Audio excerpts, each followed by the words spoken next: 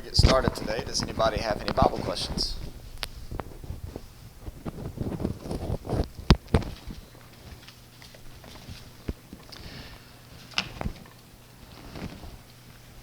All right, Matthew chapter 11 then.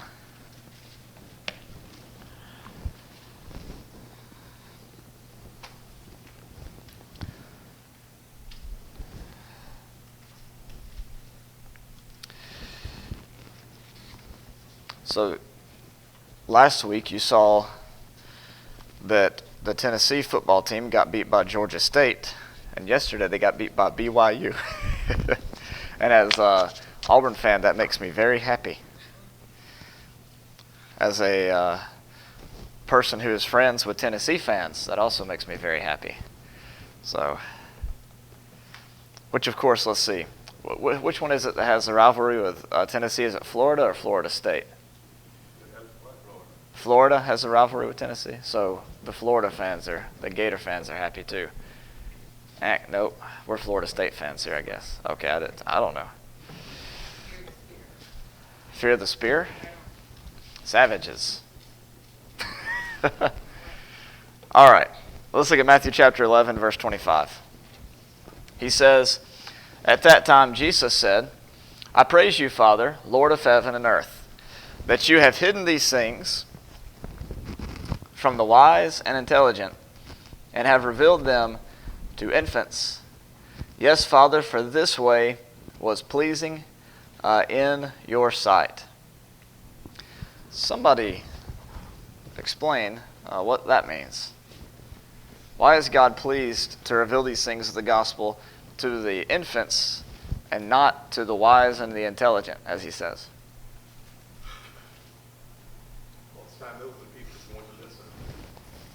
Right.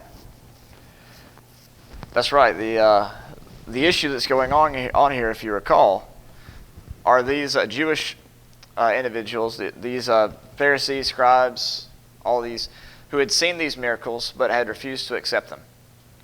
And so what Jesus is basically saying here is that it's those that were outcasts and downtrodden. They're the ones that the gospel message was most effective.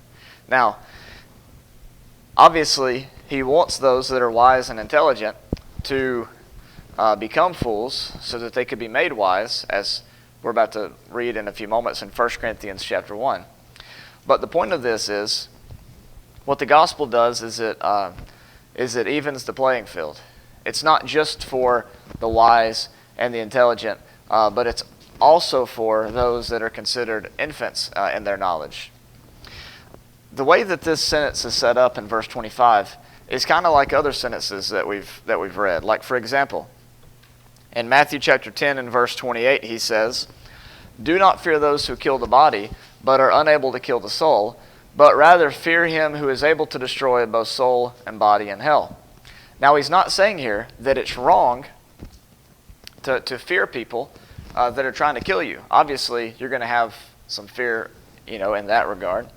But what he's saying is, so much more rather have respect for him who's able to destroy both body and soul, so that your encounter with these that want to kill you isn't going to change your stance with God, isn't going to influence your decision of whether or not to follow God. Another example of this is in 1 Timothy chapter 2. In 1 Timothy chapter 2, he says, "Likewise, I want women to adorn themselves with proper clothing, modestly and discreetly, not with braided hair and gold or pearls or costly garments, but rather by means of good works, as is proper for women, making a claim to godliness." The point in this passage in verses 9 and 10 is not that God condemns individuals who have gold, pearls, costly garments. He explains this further in 1 Peter chapter 3. But the point is, don't just focus on the outwardly, but much more focus on the inwardly. If your inner man, so to speak, is not dressed appropriately, that is with Christ, then whatever you put on the outside, that's not profiting you anything. Look at 1 Peter 3 to see this. He says in 1 Peter chapter 3, Your adornment must not be merely external, braiding the hair, wearing gold jewelry, putting on dresses, but let it be the hidden person of the heart, with the imperishable quality of a gentle and quiet spirit, which is precious in the sight of God. In other words, don't just focus on the outside, but much more focus on the inside. Matthew chapter 10, don't just fear these people, much more rather fear God. Matthew chapter 11, he's basically saying, I'm glad that God hasn't made this just available to the wise, just available to the intelligent, but anybody everywhere can understand and comprehend the gospel. The gospel's for all. It's not some deep thing that can't be comprehended. It's not something that's hidden from those who aren't holders of college degrees. It's not something that's hidden from those that haven't done as much schooling or as much training or as much studying as somebody else. But anybody everywhere can access the gospel.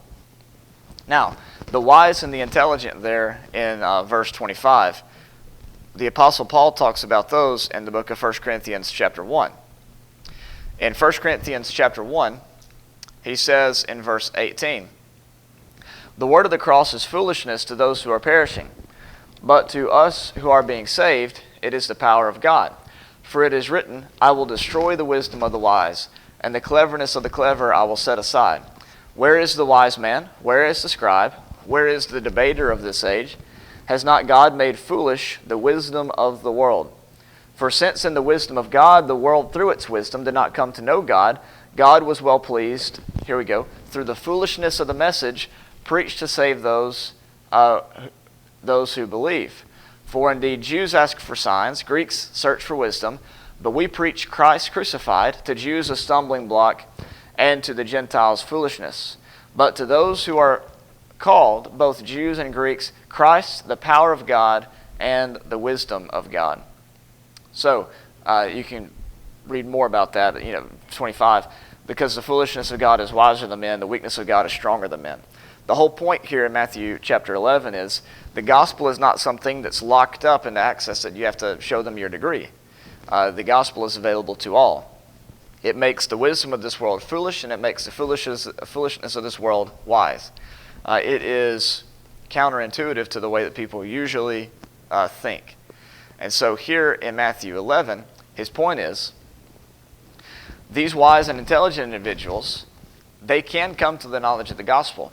But in order to do that, they have to become fools. They have to allow themselves to come to the realization that they don't know everything, that they're not masters of everything, and so they have to humble themselves in order to access the gospel. That's kind of the point of this passage here, Matthew chapter 11, 25 and 26. And as he says in verse 26, this way was well-pleasing in your sight because it brings everybody to an equal level.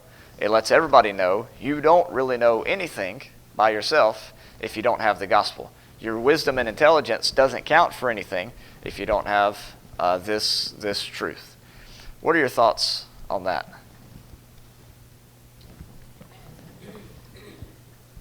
As infants in Christ, they hearts are sincere.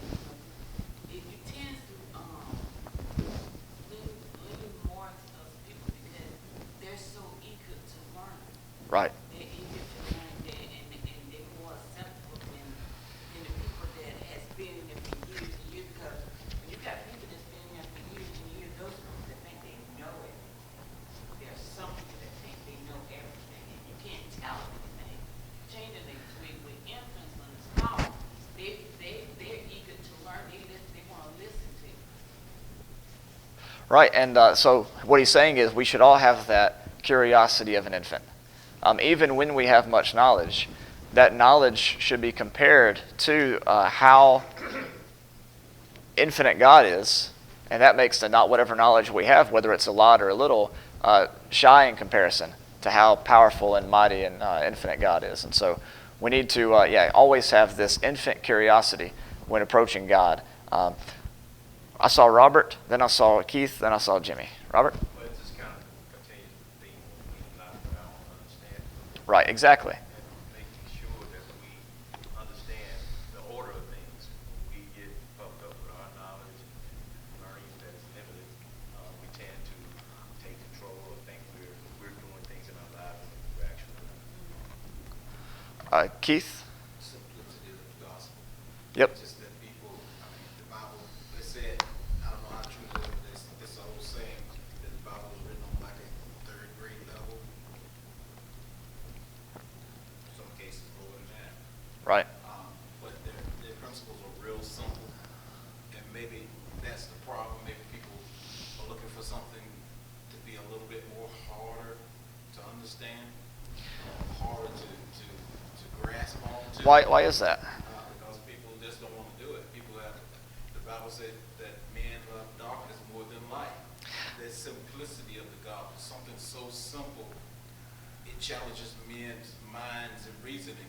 If it's that simple, it can't be true. So why do you think people that love God and that love the Scripture try to complicate it more than it is? Well, I think it's because they're using their own understanding. So What tied up in is soul salvation. Make it that simple.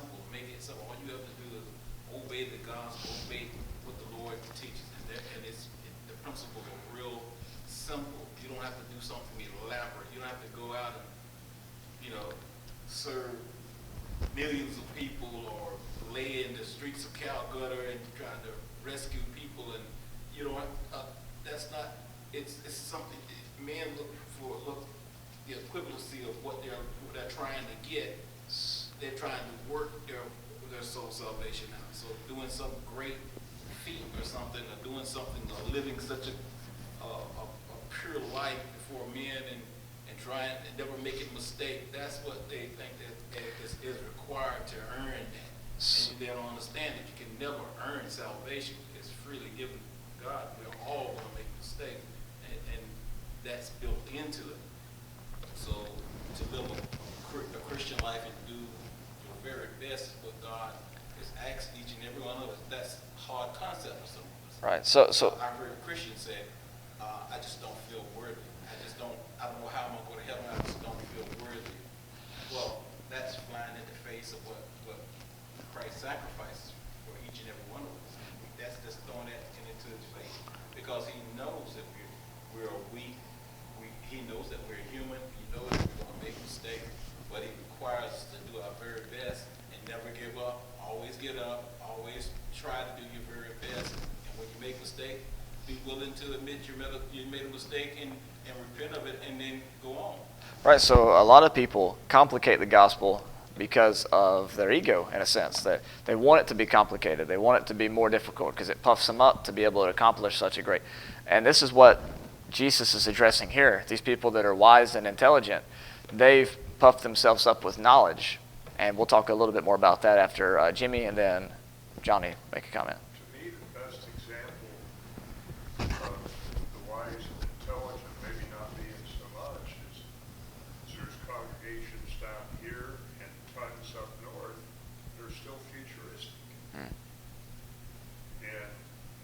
I know people that have been in church as long as I am old. And if you went and preached anything that Jesus is not still coming, and just like you and a whole bunch of brothers disbanded.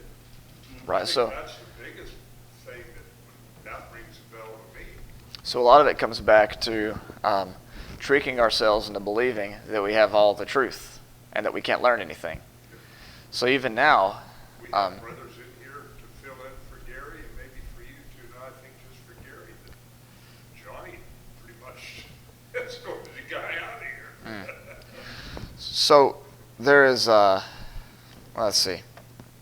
I think I wrote about this maybe a week or two ago in one of the bulletin articles. But as you go through life, let's see. Well, I just won't even draw it out. As we learn new things, we get really excited about them, right? And so we start to think we have all the truth on this subject now. And then anybody that disagrees with us down the road, well, you're wrong, and you're wrong, and you're wrong, and you're wrong, and you're wrong. Now, what happens is our world gets shattered one day because this thing that we've learned and we've been taught our whole lives, we see a flaw in it, we see that it's wrong. What we can fall into the trap of is thinking that this next thing that we've learned is now we've arrived. Now we've got all the truth, right? And so while it is good to, what? Oh, the clock's dead. While it is good that we have recognized progress, and I'm not saying that you do this, I'm just saying that I've seen it done from some of my close friends out there. While we have made this progress, we don't need to fall into the trap of thinking that this is all the progress that we could possibly make, and therefore shut up ourselves from learning anything else, you see. Because who knows, there might be another big thing that comes down the pipe that we're confronted with, and our instincts may have us just reject it instead of taking a moment to evaluate it and see whether or not it has any credibility. In other words, while this attitude that's being discussed is the attitude of, I can't possibly learn anything else because I'm already so wise and intelligent, right? And that's wrong for people that have mistreated people like us in the past, and it's wrong for people like us who mistreat others for trying to ask questions too, you see. So there is this is talking about just an attitude, and I think you said it just right in what you were talking about there. People that reject something just because they've never heard it before. This is the attitude that Jesus is condemning, and so I appreciate that too. Let's see, so Johnny, then Zelda. Do you remember what you had, Johnny? I think most of them are about the same thing I'm going to say about these things. Wise and intelligent, those that supposed to be smart, those that supposed to know everything. Those Right. are people that mostly rejected Christ because they felt like they knew just how much he did. I think when he mentioned them about being free, and hey, how can you tell us about being free? You know, we see you can't really tell us anything. And I think this is when Jesus said, made mention to them how it's easier for the camel to go through the needle hills for a rich man, because a rich man don't feel like he need God for anything. His accomplishment, he felt like he already have them, and whatever he needs, he can go out and buy that. But for the poor peoples, the inference, the ones that don't know, whenever they can hear the gospel, there's hope for them. You know, hey, there's hope. We can believe in that. And on several occasions, Jesus said that when the Gentiles came to him, you know, with the faith that they had, he said, I've never seen faith like this, even in Israel, anywhere. You know, not this much faith, because these are people that really didn't know. And I think that's what Paul was preaching. Right. When the Gentiles came and sitting outside listening, hey, come down and, hey, teach us this stuff that you're teaching, you know. They wanted to be able to learn because they're eager to. But when the Jews, God chose the peoples when they felt like they was it, nobody could really tell them anything. Zelda? Well, just what Jane was saying is that I agree with, but you know, there's a lot of people. I tend to listen to preaching and stuff, and the preachers.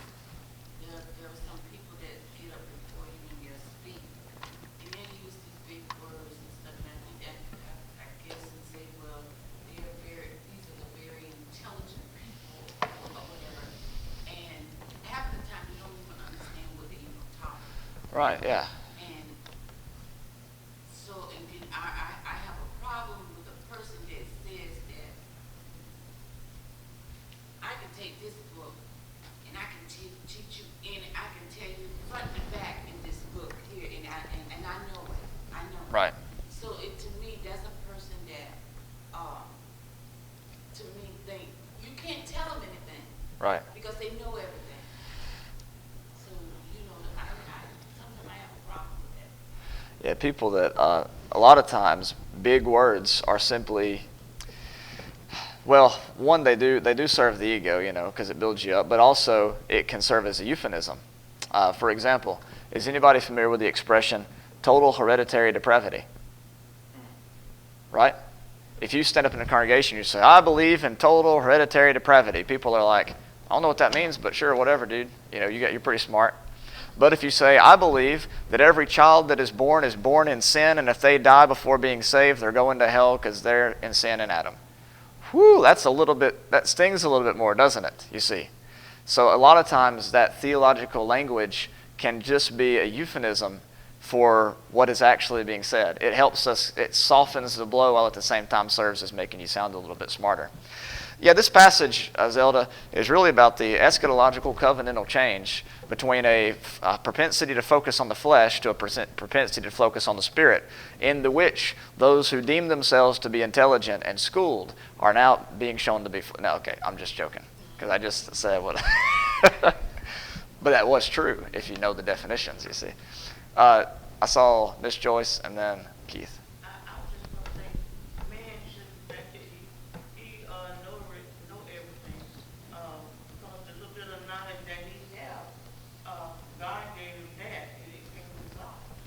And, That's right. a lot of people think that they know everything, but the Bible teaches us man can't even guide his own foot. But- So, you know then that you don't know. It's always something you can learn and, from time to time. That's Not know everything. That's right. First Corinthians 18 talks just about that. Now, concerning things sacrificed to idols, we know that we all have knowledge. Knowledge makes arrogant, but love edifies. If anyone supposes that he knows anything, he is not yet known as he ought to know. But if anyone loves God, he is known by him. And as we mentioned before, it is better to know everything there is to know about God.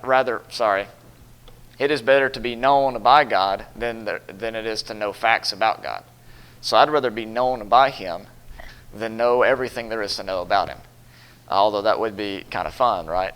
But in terms of confidence in this life and security in this life and a relationship, it's better to be known by God than to know everything there is to know about him. Keith, I believe, had one more thing, and then Jimmy, and then... Nope. All right. Keith, then Jimmy. Yeah, I don't go against anybody getting education. Education is a great thing. Yes. You need education in this life to live a better life. But I think it's a false equivalency to say that because a person is educated in man's school and well thinking, that he understands the mind of God. You have to get into the book. You have to be taught biblical principles, understand what's in the book as well as what's in as far as physical knowledge. They are quite two different things. One fights against the other. Most of the higher learning that people obtain usually teaches those people that sort of look downward on the Word of God. Like it's so simple and simplistic. If you believe that, you're ignorant, almost to the point of that.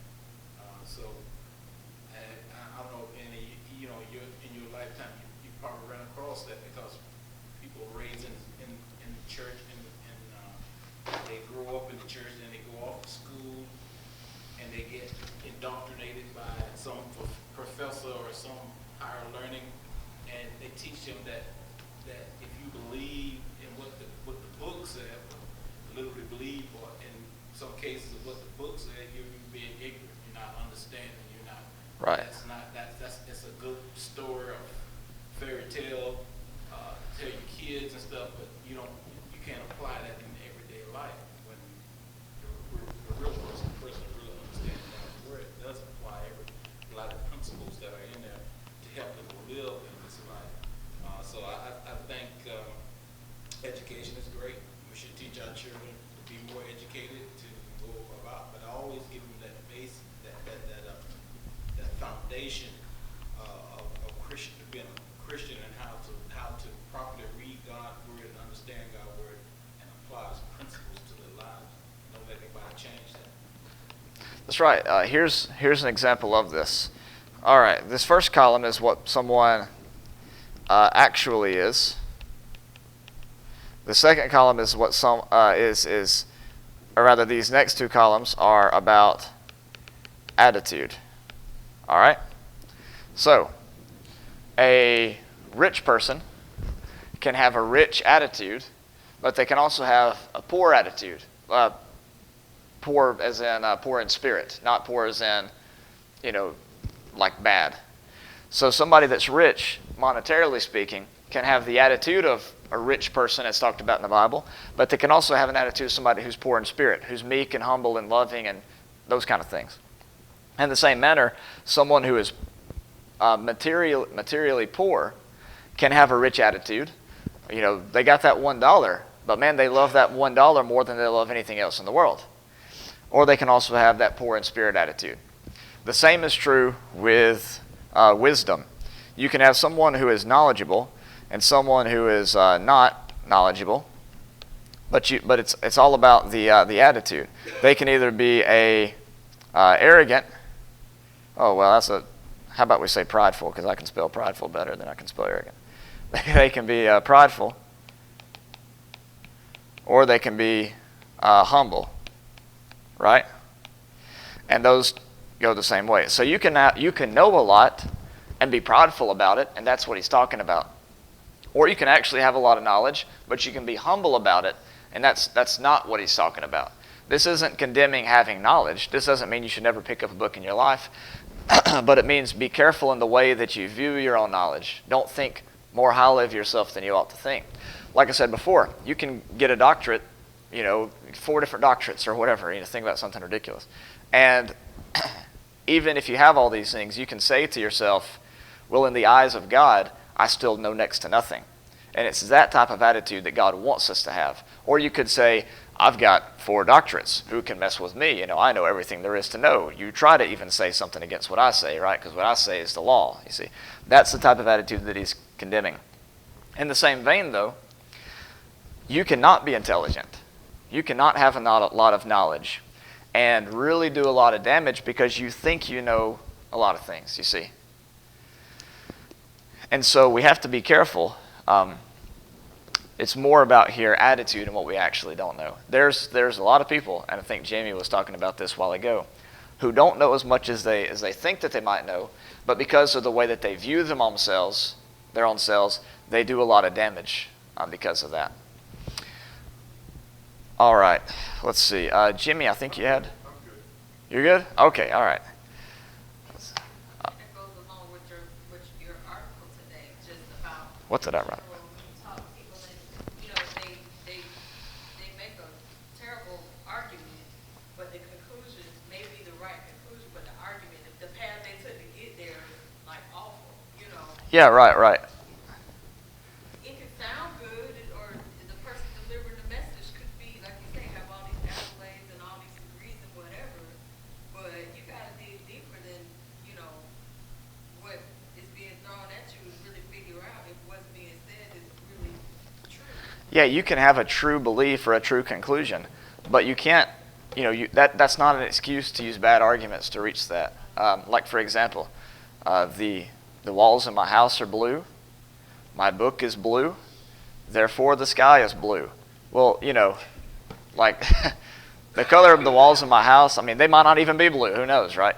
Well, that's a true conclusion, the sky is blue, but I can't just argue that with a bad argument. That doesn't help. When we talk about the Bible, then, we need to be careful to give good arguments for what we believe. Even if we have a true conclusion, we can't just say like, Matthew 4 says that, and not ever go in there and properly show it. You can't just spit out verses like that, because the one guy says, well, I think Romans 4 teaches faith alone. Well, I think James 2 teaches work with faith. Well, all that does is say these two scriptures contradict, and it doesn't work to actually resolve the problem. So we have to be fair whenever we're talking with people, is what that article is about. You have to have the ability to recognize truth when truth is being said to you. Right. And it doesn't Or- always come from the most intelligent person in the classroom or in your family or in the conversation that you have. It could be someone that is not educated. Or even more than that, you should have the ability to recognize sincerity, Sure. because what they're saying may be true, but you can't recognize it yet. They may be wrong.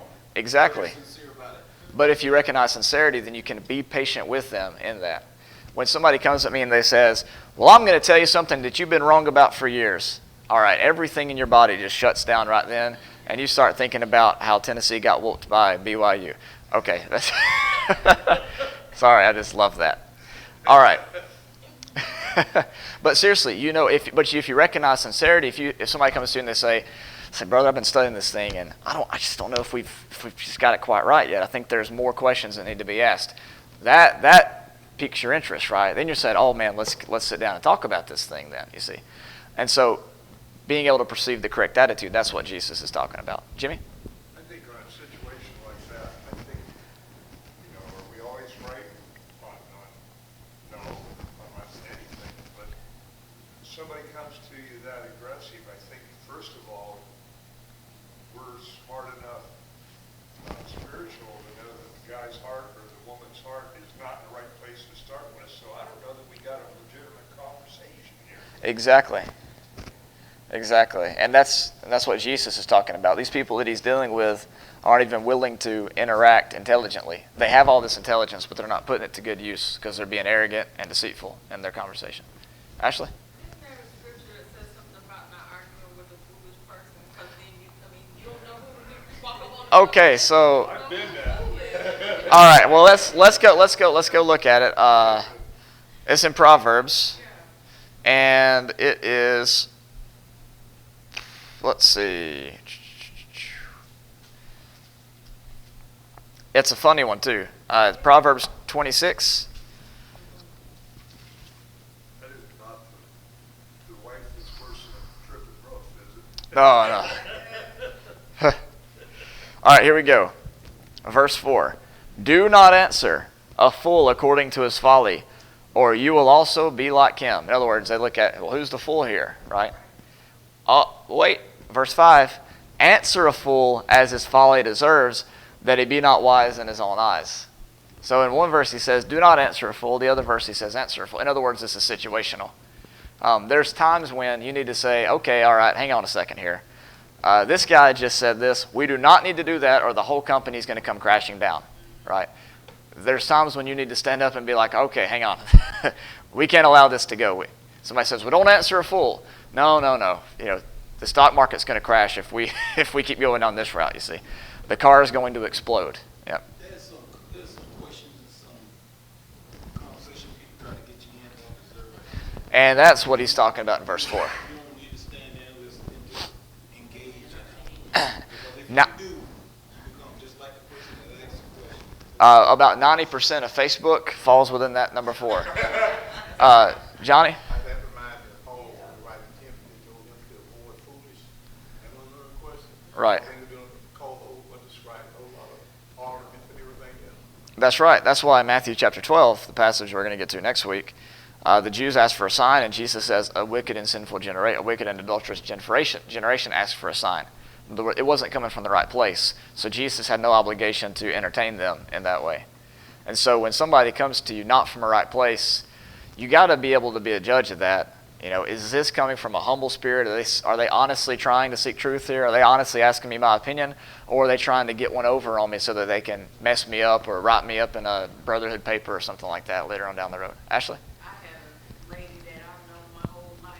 She, I ran into her in Walmart and asked her how she was doing and all. And she got around to, they say y'all teaching false doctrine. And I didn't get into it with her. I just simply said, they say. I said, did you hear from anybody over there what's being taught? I said, have you had a conversation with any individual? And she kind of looked and she said, well, no, you're right. I said, maybe you should take the time to have a conversation with one of us or any of the brethren before you just go off of what they say. Right. And I just left it like that. I left her there pondering, Here's that's a good response though. Here's another one.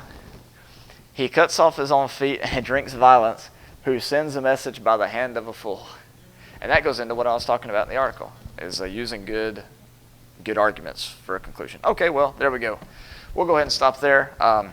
Let's take a real quick look at Matthew 11, 27.